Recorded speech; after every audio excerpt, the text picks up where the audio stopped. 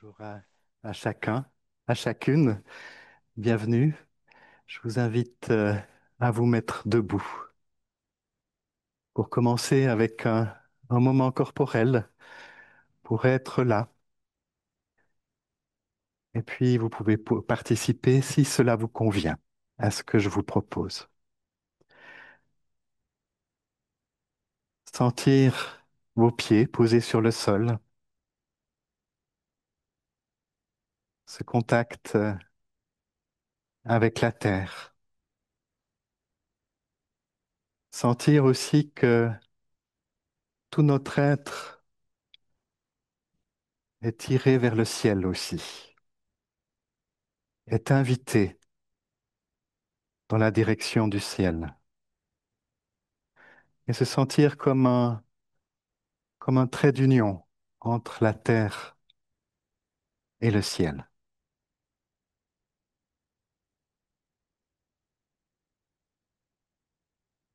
Puis gentiment baisser la tête vers l'avant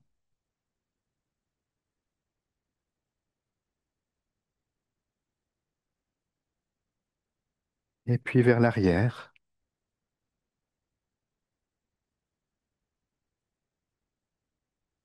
Et puis sur un côté, vers une épaule. Et puis de l'autre côté, vers l'autre épaule. Et puis passer par ces quatre directions avec beaucoup de bienveillance, en étant très bienveillant avec soi-même, avec sa nuque.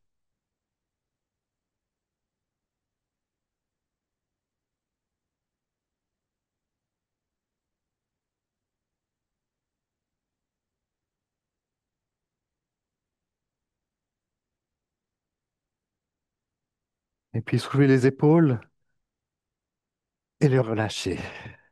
Et encore une fois, soulever les épaules et les relâcher.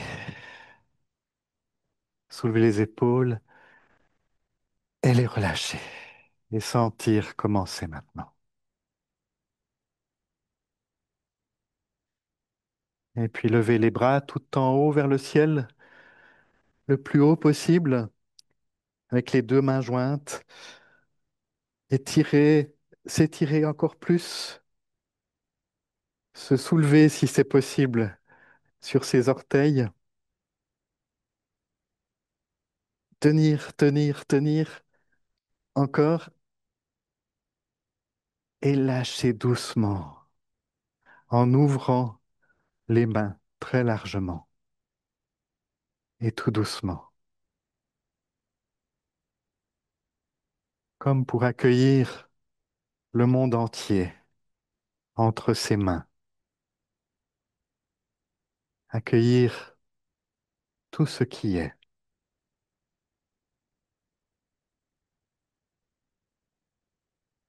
et ramener les mains vers son cœur très doucement, intérioriser et descendre vers son ventre, les deux mains posées sur le ventre et respirer, respirer à cet endroit.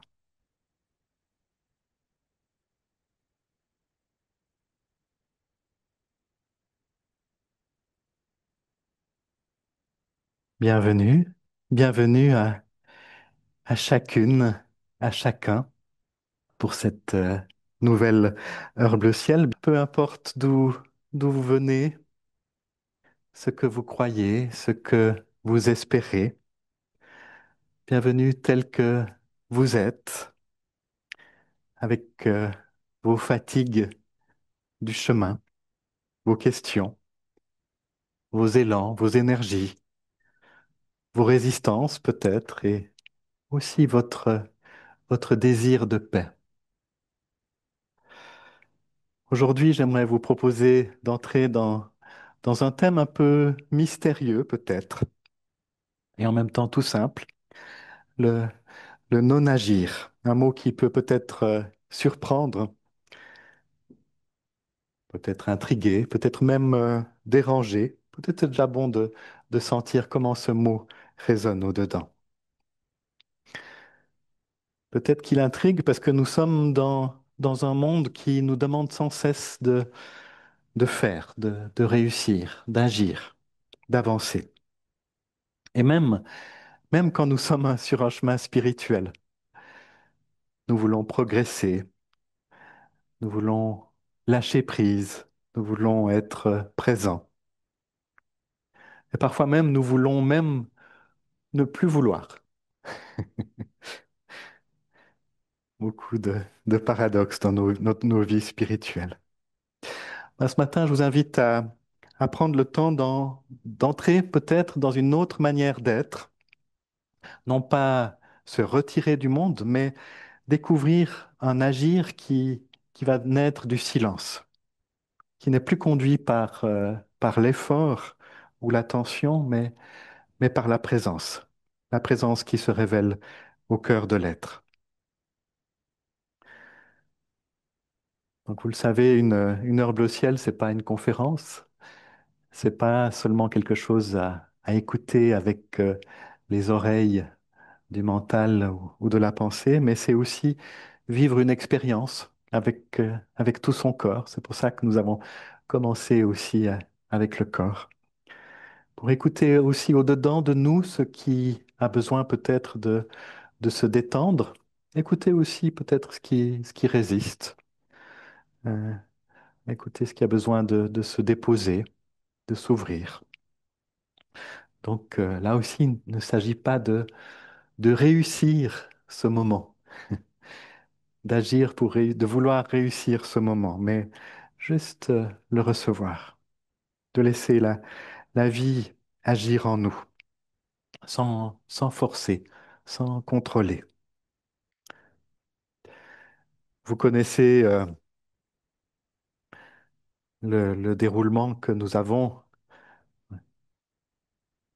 habituellement pour une heure bleu ciel. Donc après ce temps d'introduction, on va chanter et se laisser guider par le chant.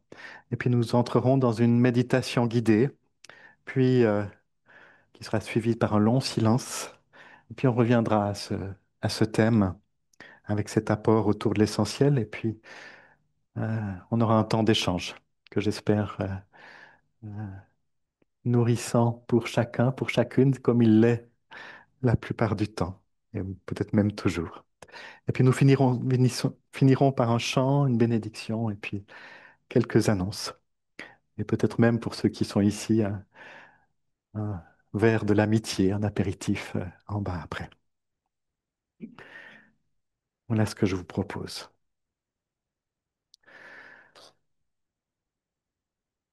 Je vous invite à venir écouter à l'intérieur, se rendre vraiment disponible jusqu'au plus profond.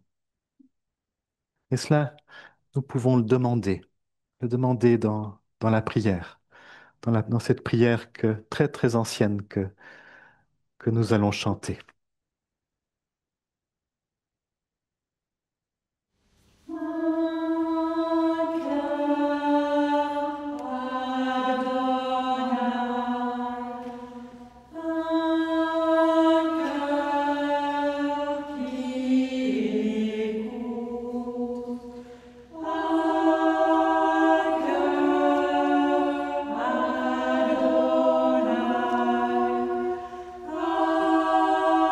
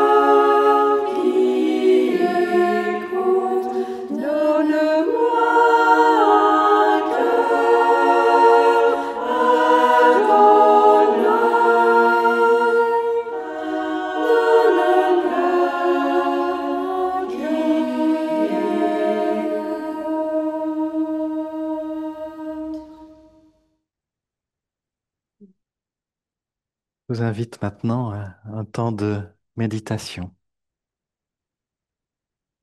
Vérifiez que vous êtes installé confortablement pour vivre ce temps.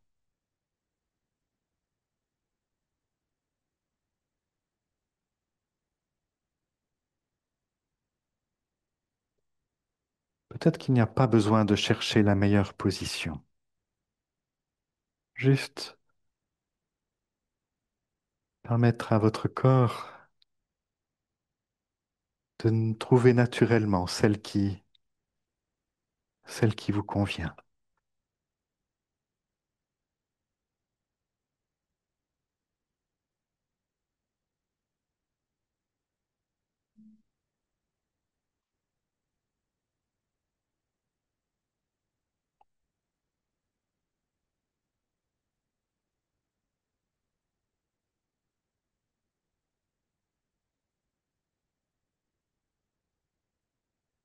Sentir le contact de notre corps avec le sol,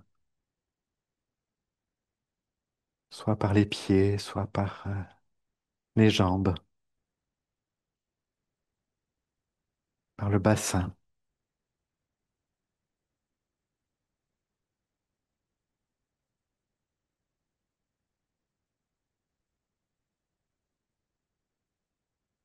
Il n'y a pas besoin de faire d'efforts pour être porté.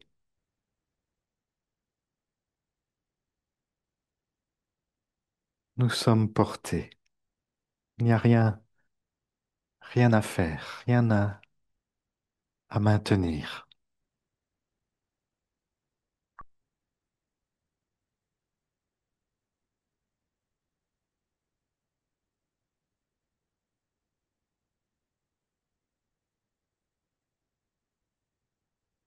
Et puis sentir la respiration,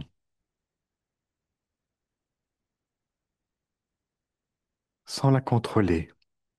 Juste laisser venir l'inspire et lâcher dans l'expire,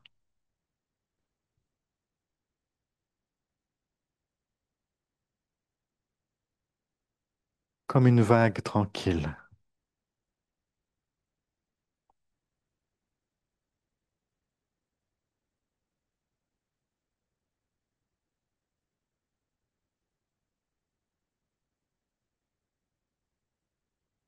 Nous n'avons pas à respirer.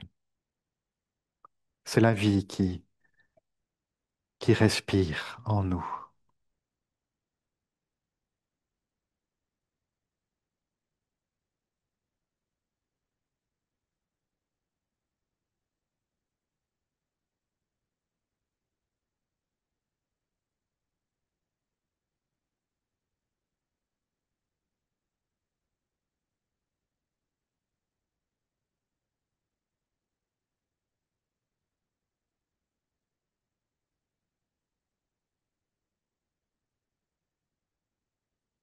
Et écouter les bruits autour de nous, le son des cloches au loin,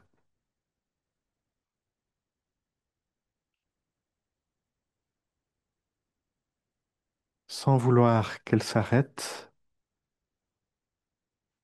mais sans vouloir leur porter trop d'attention non plus.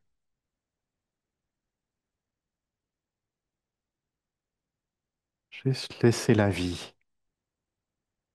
s'écouler autour de nous.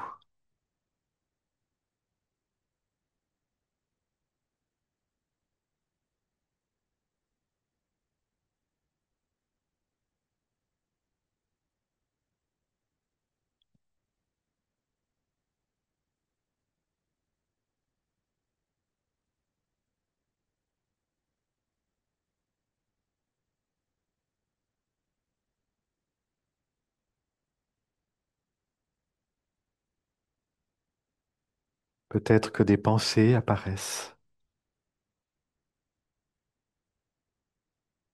des parties de nous qui veulent encore quelque chose,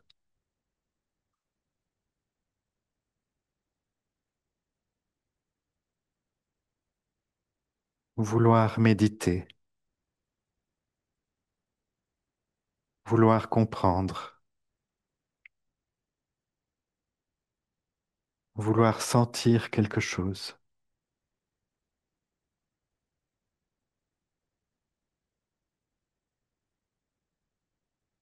vouloir être en paix.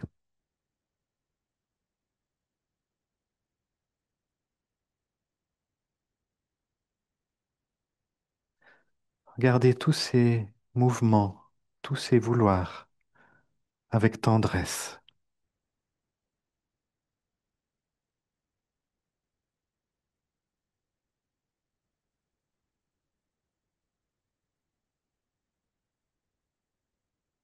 et laissez ces vouloirs se déposer.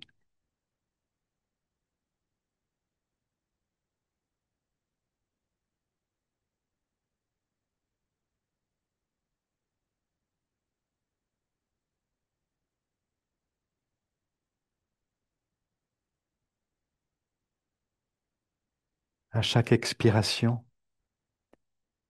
laissez tomber un peu de vouloir.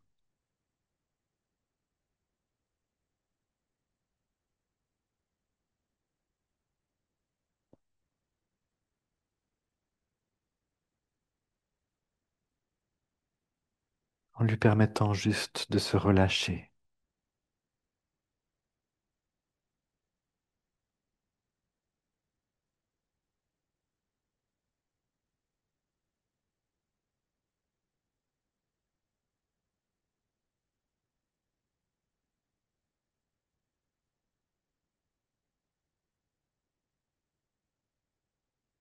Et puis voir si derrière tous ces vouloirs, derrière toutes ces pensées, il y a un espace plus vaste, un espace silencieux, un lieu où il n'y a rien à obtenir, rien à prouver,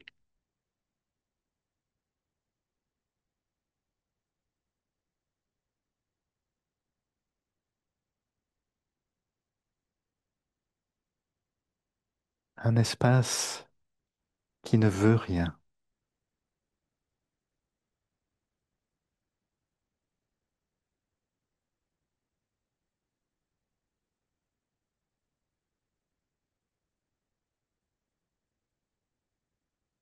se laisser glisser dans cet espace,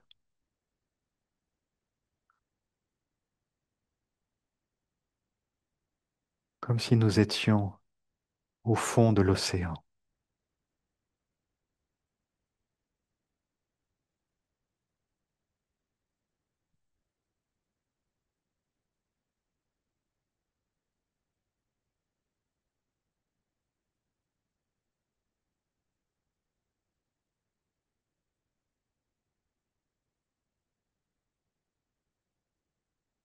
Et rester encore quelques instants dans cet espace,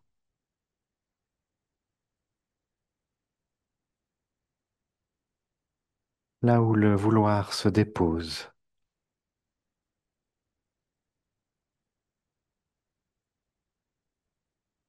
là où le vivant se révèle de l'intérieur.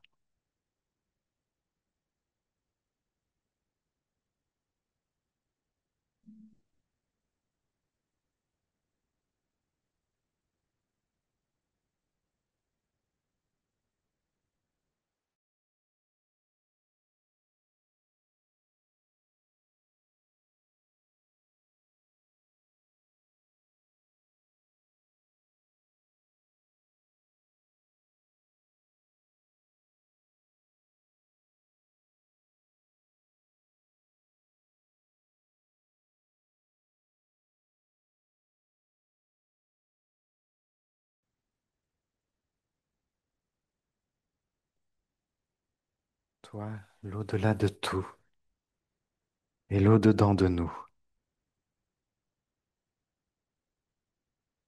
Tu es la présence qui a ouvert en nous ce lieu de grand silence,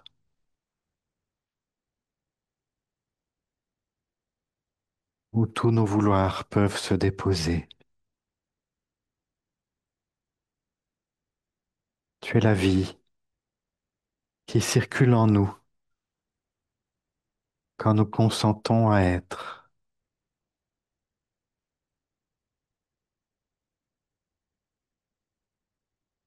Garde-nous dans la paix, dans la simplicité et la joie de l'instant présent.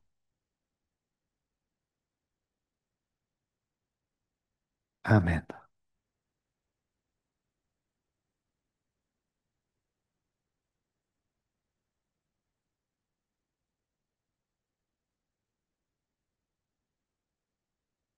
Le non-agir, une expérience de reliance.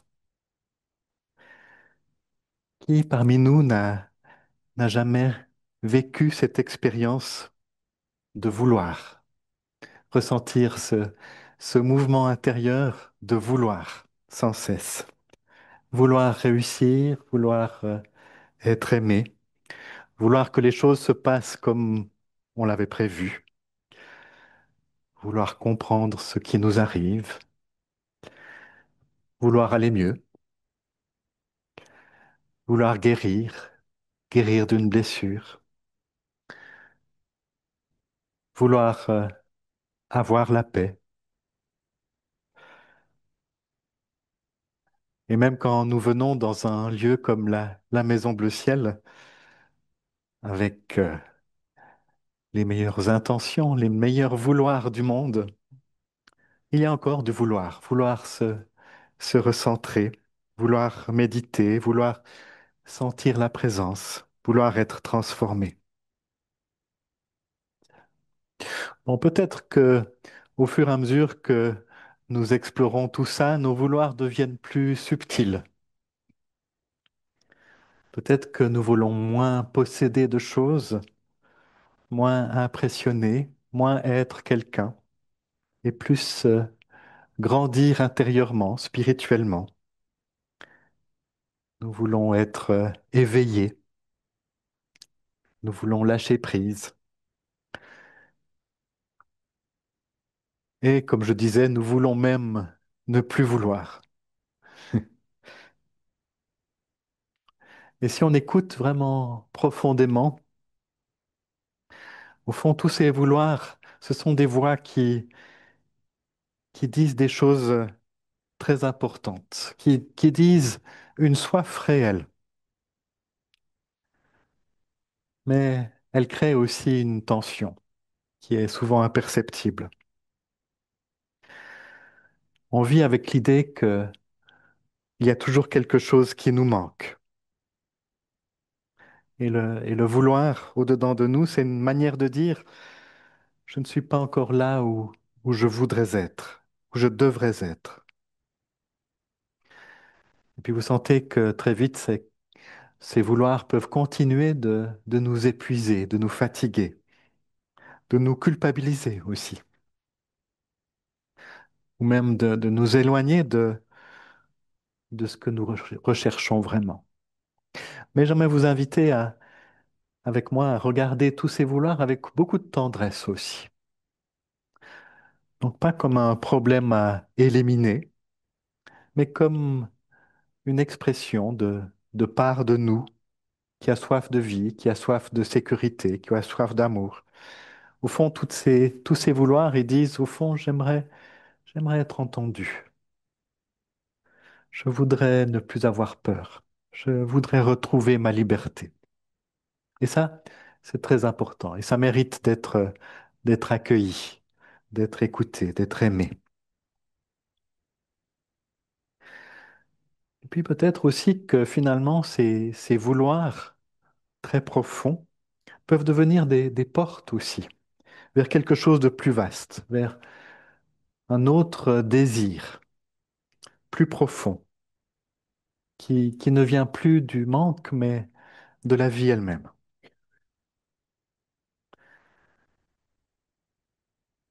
Donc vous voyez que j'ai passé du vouloir au désir pour exprimer quelque chose d'important dans cette différence. On utilise beaucoup ce mot vouloir ou ce mot volonté. J'ai la volonté de ceci, de cela. C'est au fond la volonté de l'ego, le vouloir de l'ego, qui est souvent tendu, qui est souvent inquiet, qui cherche à obtenir, qui cherche à sécuriser, qui cherche à contrôler. Au fond, tout ce qui fait partie de notre mécanisme de survie à l'intérieur de nous. C'est ça, c'est l'ego, hein, qui agit à partir de la peur et de la séparation. Il me manque quelque chose, donc je dois l'obtenir. Et ça, c'est, c'est très utile au fond pour vivre, pour nous protéger. Et puis il y a le désir. On pourrait rajouter le désir de l'être, qui ne vient pas d'un manque, mais d'une plénitude.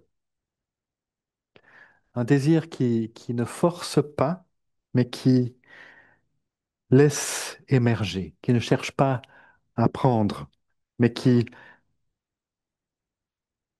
laisse advenir ce qu'il y a de plus profond au-dedans de nous.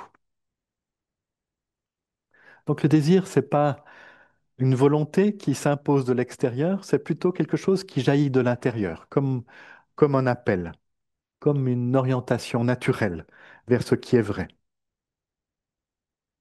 Dans beaucoup de traductions bibliques du mot vouloir ou volonté, on parle de la volonté de Dieu ou de la volonté du Père. Mais j'aimerais vous inviter, quand vous entendez ces mots, volonté de Dieu, volonté du Père, d'entendre plutôt le mot désir. Désir de Dieu, désir du Père. Et peut-être à la place des mots Dieu ou Père, qui sont parfois un peu difficiles, de le remplacer par la vie, tout simplement, avec un grand V. Quel est le désir de la vie pour moi? Quel est le désir de la source en moi? Vous connaissez peut-être ce récit du dernier soir de Jésus, où il est dans le jardin de Gethsémané, et voilà, il sait qu'il va au-devant de quelque chose de très difficile,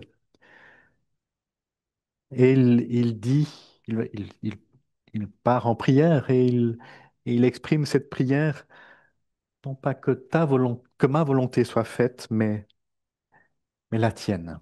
Non pas que la volonté de mon ego soit faite, mais le désir de la vie pour moi. Donc c'est pas une soumission, c'est pas quelque chose lors d'une obéissance à quelque chose d'extérieur, c'est un consentement intérieur.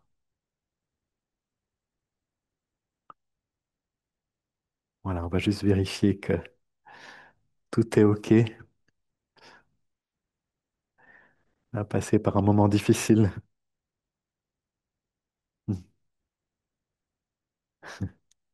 Ça va?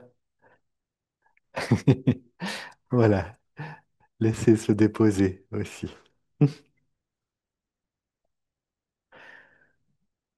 Donc, pour redire les choses autrement, vouloir avec l'ego, c'est se crisper, tandis que désirer avec la vie, c'est consentir.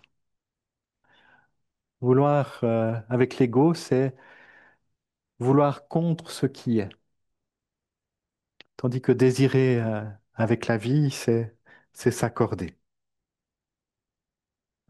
Et c'est donc et précisément, c'est ça que je voulais dire, c'est donc précisément dans ce lieu qu'on peut parler du non-agir. Et c'est là-dessus que j'aimerais arriver maintenant. Qu'est-ce que c'est que le non-agir? Et le non-agir, c'est une autre manière d'agir. C'est pas ne pas agir, c'est une autre manière. C'est agir de manière désencombrée, non crispée, non centrée sur l'ego. Cette expression non-agir, nous la tenons de la tradition taoïste, en fait, qui parle du Wu Wei. Je ne sais pas si la manière prononcé est juste. Mais le Wu Wei, qu'on peut traduire par non agir, signifie plus précisément ne pas forcer. C'est un peu comme un ruisseau, en fait, hein, qui coule simplement, qui suit naturellement la pente de la montagne.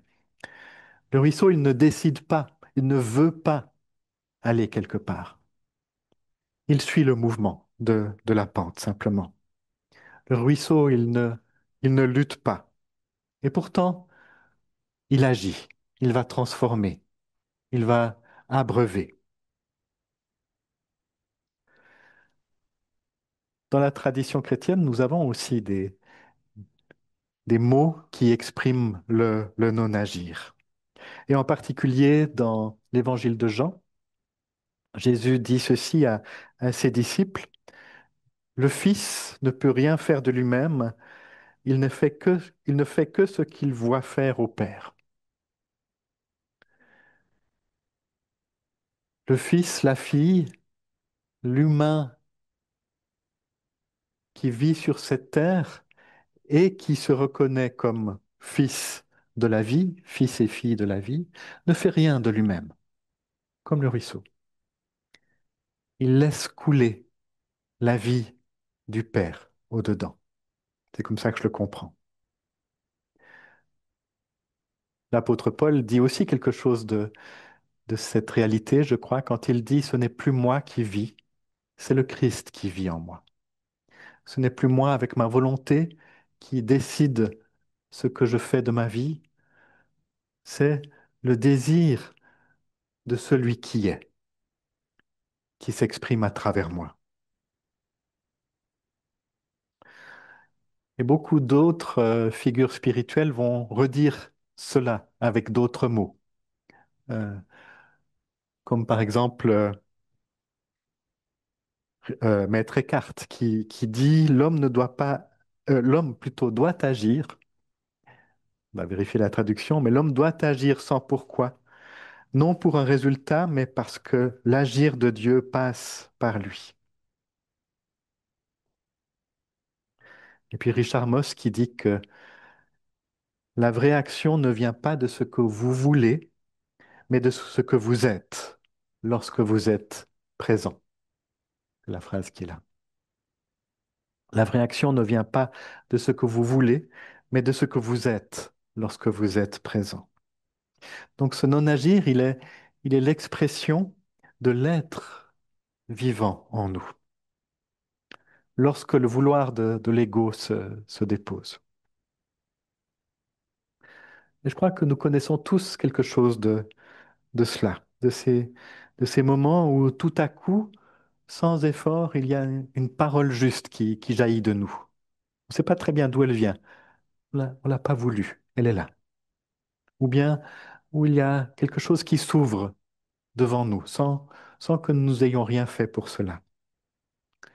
Ou peut-être le pardon qui se fait de lui-même.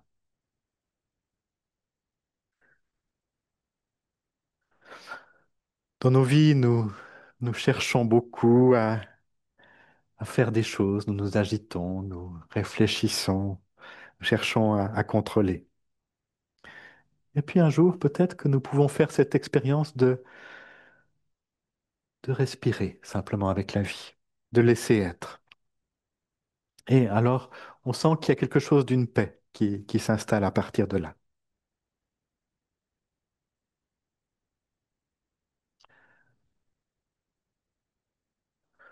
Bon, on pourrait imaginer au fond, le passage du vouloir de l'ego au désir de l'être, ça se fait comme ça, d'un coup.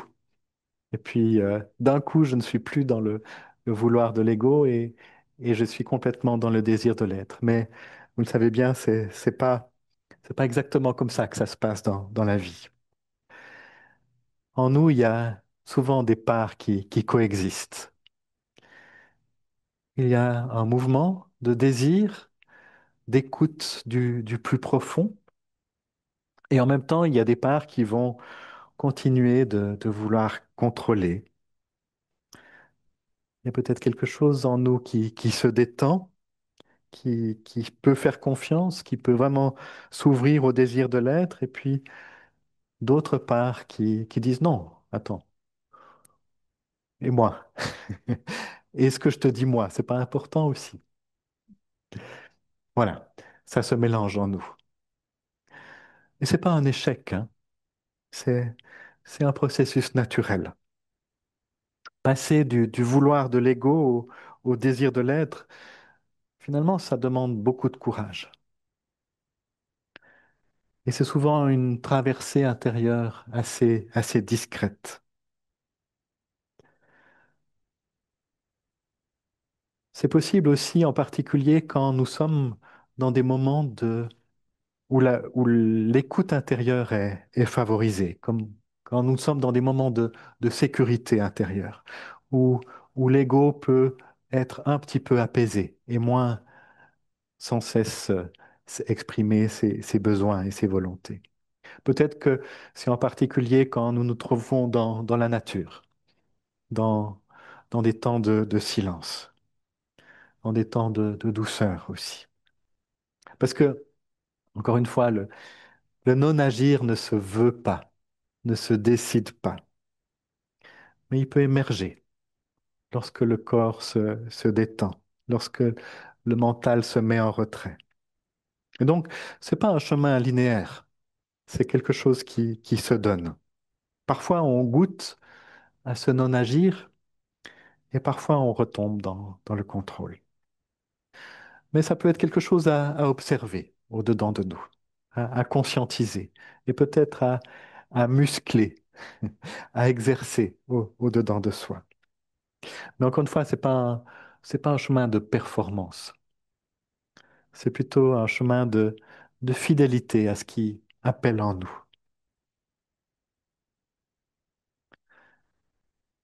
Si je vous parle de tout cela, c'est aussi parce que ça vient d'une expérience personnelle que j'ai vécue moi-même lors de quelques jours de retraite.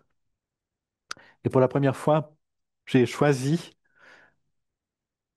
ou quelque chose a choisi en moi, de ne rien faire. J'avais pas dit, bon, je vais faire du non-agir, je vais exercer ça. J'avais pas du tout ça en tête. J'ai dit, bon, cette retraite-là, je vais rien faire.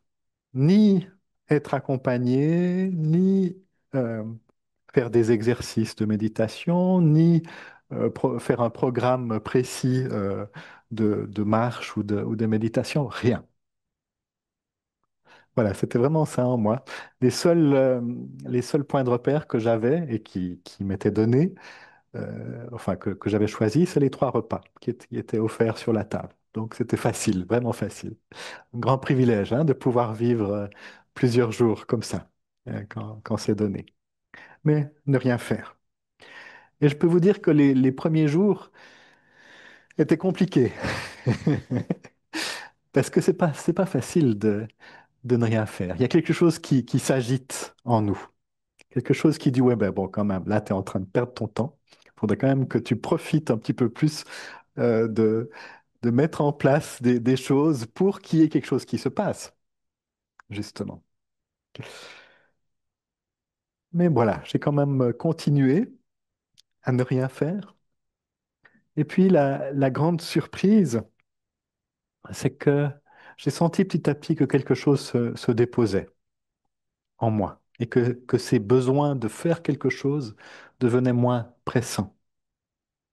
Et puis, sans que je décide quoi que ce soit, il y a eu des désirs qui sont apparus. Marcher, écrire, s'arrêter, contempler, sans que je décide quoi que ce soit.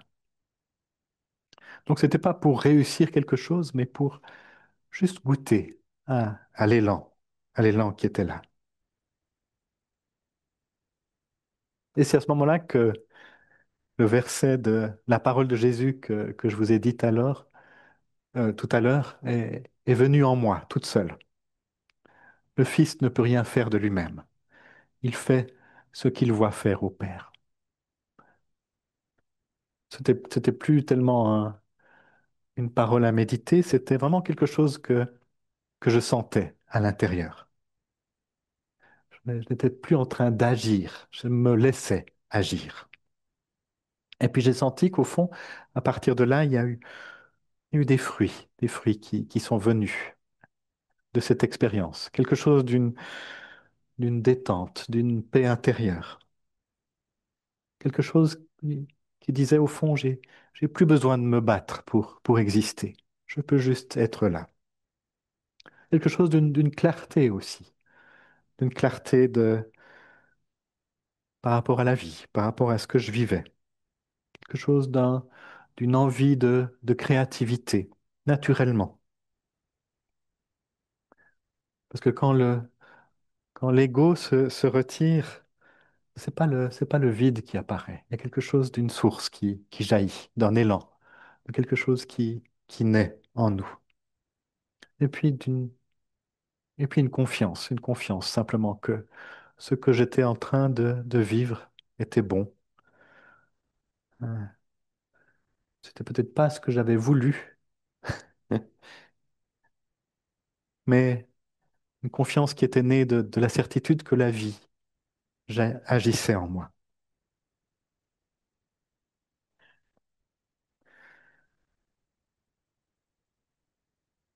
On pourrait dire encore beaucoup de choses autour de non-agir, autour de qu'est-ce que ça signifie au moment où on prend une décision, par exemple, où on doit prendre une décision. Qu'est-ce que j'écoute? Comment est-ce que j'écoute? Depuis où est-ce que j'écoute ce qui va me dicter cette décision? À partir d'un vouloir agité en moi ou à partir d'un espace de paix, d'un espace de désir de l'être, de désir de la vie. On pourrait aussi dire quelque chose autour de la prière. Qu'est-ce que ça signifie de la prière pour nous, ce non-agir? Est-ce que je prie à partir de mes volontés, de mes besoins de sécurité, de mes peurs? Et pourquoi pas, hein? Ou bien est-ce que je prie à partir d'un lieu où je sais que tout m'a déjà été donné, tout est déjà là? Encore une fois, il ne s'agit pas d'exclure l'un pour aller vers l'autre. Il s'agit peut-être simplement de goûter à ces deux expériences et de voir ce qui se passe en moi. Voilà, pour le non-agir, ou d'abord pour cette exploration de tous nos vouloirs réussir, nos vouloirs comprendre, nos vouloirs aimer. Toutes ces parts de nous qui recherchent avec tellement d'authenticité et de sincérité notre paix, notre unité intérieure. Et puis ce désir de l'être, ce non-agir qui commence lorsque nous cessons de forcer pour laisser naître en nous une action qui vient de l'unité intérieure, une action qui naît à partir de l'être. On pourrait dire aussi, pour finir, que le non-agir, c'est un consentement. C'est le moment où nous disons intérieurement, me voici, et que la vie agisse en moi comme elle le désire.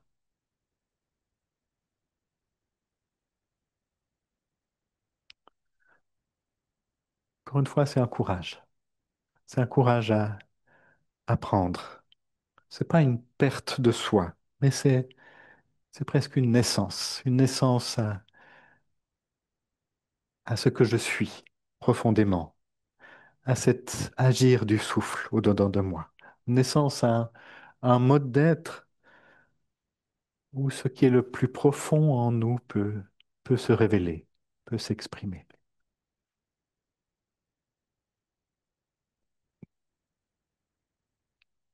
On a des mots.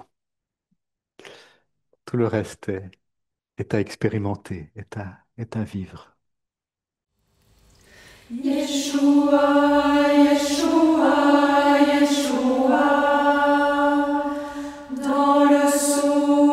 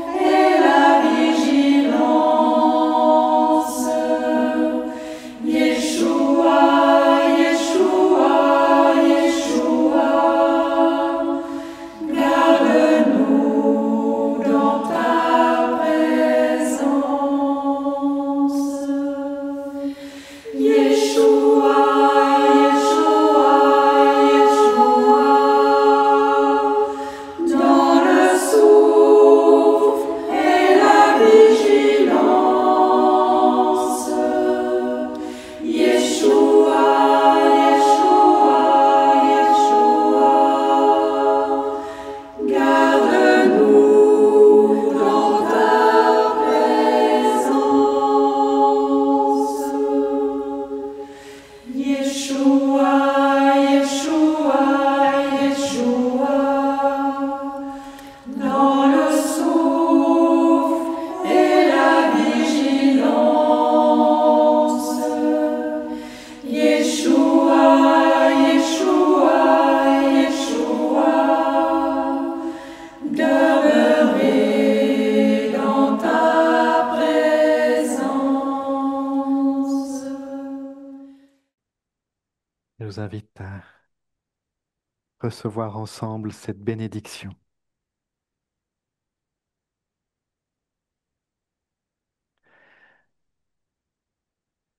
Que la paix profonde, qui ne force rien, nous habite et nous apaise. Que la vie circule librement en nous, sans effort, sans résistance. Que notre être puisse trouver la paix dans la présence de celui qui est, jusqu'à se sentir porté au-delà même de notre volonté, au-delà même de nos forces. Et que ce qui se révèle de l'intérieur devienne pour nous source de confiance, de contemplation, de plénitude.